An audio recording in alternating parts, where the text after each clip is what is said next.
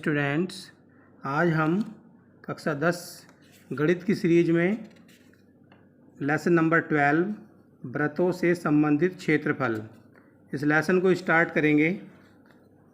इस लेसन में एक्सरसाइज है पहली 12.1। इसका क्वेश्चन किया गया है, दो वृत्तों की त्रिज्याएं क्रमशः 19 सेंटीमीटर और 9 सेंटीमीटर हैं। उस वृत्त की त्रिज्या ज्ञात कीजिए जिसकी परिधि इन दोनों वृत्तों की परिधियों के योग के बराबर है। तो इस सवाल को करने से पहले कुछ चीज़ें हमें जाननी पड़ेंगी कि वृत्त क्या है, त्रिज्या, परिधि, इन सब चीज़ों के बारे में पहले पता करना पड़ेगा, पता होना चाहिए। देखो, ये है हमारा वृत्त।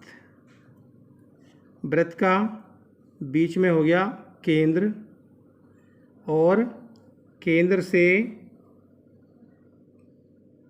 से परिधि तक की जो दूरी है वो हमारी कहलाती है त्रिज्या, यानी कि इंग्लिश में रेडियस। इसे मानते हैं हम छोटा r। और यदि इसे पूरा कर दिया जाए इधर तक तो फिर इसे बोलते हैं हम व्यास, और व्यास को कहते हैं डायामीटर।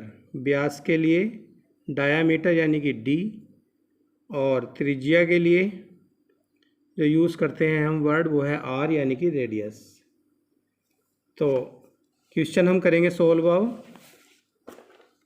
देखिए ये रहा 12.1 क्वेश्चन नंबर फर्स्ट। दो वृत्त दिए गए थे। पहले वृत्त की त्रिज्या, दो वृत्त दिए गए थे। पहले वृत्त की त्रिज्या 19 सेंटीमीटर है और दूसरे की 9 सेंटीमीटर है। तो देखिए कैसे होगा सोल्व सवाल। तो हम लिखेंगे पहले वृत्त की त्रिज्या बराबर 19 सेंटीमीटर। उसके बाद पहले वृत्त की परिधि निकाल लेंगे। परिधि का मतलब है ये पूरा जो है ये गोल चक्कर हमारा कहलाता है परिधि। और वृत्त की परिधि का जो सूत्र है, वृत्त की परिधि का जो हमारा सूत्र है फॉर्मूला, वो है 2πr। 2πr इस फॉर्मूले को लगाएंगे। तो पहले वृत्त की त्रिज्या हमें दी गई है 19 सेंटीमीटर।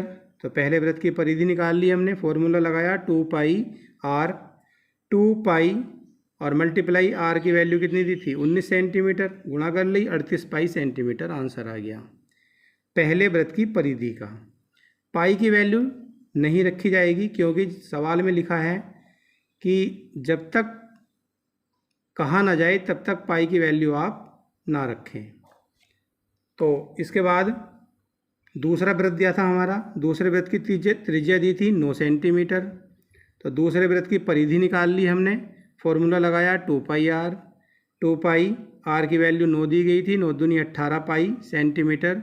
ये हमारा जो आंसर आया, ये आया दूसरे वृत्त की परिधि का। अब सवाल में कहा था कि उस वृत्त की त्रिज्या ज्ञात कीजिए जिसकी परिधि इन दोनों वृत्तों की परिधियों के योग के बराबर है। तो देखो सवाल के हिसाब से हमने पहले तथा दूसरे वृत्त की परिधियों को जोड़ दिया। पहले वृत्त की परिधि 38 पाई थी, दूसरे वृत्त की परिधि 18 पाई थी, दोनों को प्लस कर दिया 56 पाई, इसका दोनों परिधियों का योग आ गया। और जिस वृत्त की परिधि हमसे पूछी गई थी, फिर उसका हमने सूत्र लिखा 2πr। और ये जो 56 पाई आया था इसे हम इस 2πr के बराबर रख देंगे। क्यों? क्योंकि दोनों वृत्तों की परिधियों का योग है ये। पाई से पाई कैंसिल, 2 से 56 को काट दिया 28 बार, और r का मान आ गया हमारा 28 सेंटीमीटर। यानी कि जिस वृत्त की परिधि इसने पूछी थी सवाल में, उसका आंसर आ गया 28 सेंटीमीटर। उसके बाद दिया था क्वेश्चन नंबर 2। दो वृत्तों की त्रिज्याएं क्रमशः 8 सेंटीमीटर और 6 सेंटीमीटर हैं। उस वृत्त की त्रिज्या ज्ञात कीजिए जिसका क्षेत्रफल इन दोनों वृत्तों के क्षेत्रफलों के योग के बराबर है। तो देखिए इस क्वेश्चन को कैसे सोल्व करेंगे। तो पहले वृत्त की त्रिज्या दी गई है इसमें 8 सेंटीमीटर, और पहले वृत्त का क्षेत्रफल हमने निकाल लिया। क्षेत्रफल का सूत्र होता है हमारा पाई आर स्क्वायर। तो पाई का मान नहीं रखेंगे क्योंकि सवाल में क्या नहीं है, गुणा आर की वैल्यू कितनी दी है 8 सेंटीमीटर, आर स्क्वायर है तो 2 बार 8 रख लेंगे, 8 अट्ठे कितना हो गया 64 पाई, और क्षेत्रफल की जो यूनिट है वो सेंटीमीटर स्क्वायर में आएगी। अगर यहाँ पे मीटर होता तो मीटर स्क्वायर में आ जाती। दूसरे वृत्त की त्रिज्या दी है हमारी 6 सेंटीमीटर, तो दूसरे वृत्त का क्षेत्रफल का फॉर्मूला लगाया पाई आर स्क्वायर। वृत्त के क्षेत्रफल का फार्मूला पाई आर स्क्वायर ही है, चाहे वो पहला वृत्त हो चाहे दूसरा वृत्त हो। पाई की वैल्यू नहीं रखेंगे, आर की वैल्यू 6 दी गई है तो 6 गुणा 6, 6 36 पाई और सेंटीमीटर स्क्वायर। अब सवाल में कहा था कि दोनों वृत्तों के क्षेत्रफलों के योग के बराबर, तो दोनों वृत्तों के क्षेत्रफलों को हमने जोड़ दिया, 64 पाई प्लस 36 पाई जुड़ के आ गया हमारा 100 पाई सेंटीमीटर स्क्वायर।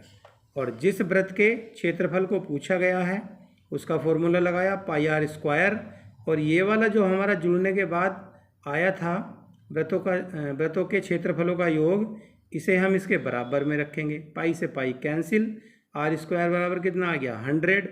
तो आर बराबर, जब ये आर स्क्वायर हटाएंगे तो अगले जो मान लिखा होगा बराबर के साइड में उसके ऊपर वर्गमूल लग जाता है। 100 का वर्गमूल कितना आ गया निकल के 10 सेंटीमीटर। तो अतः अभीष्ट वृत्त की त्रिज्या 10 सेंटीमीटर आ गई। अगर स्टूडेंट्स हमारा वीडियो आपको समझ आया हो तो लाइक, सब्सक्राइब और शेयर करें। थैंक्स।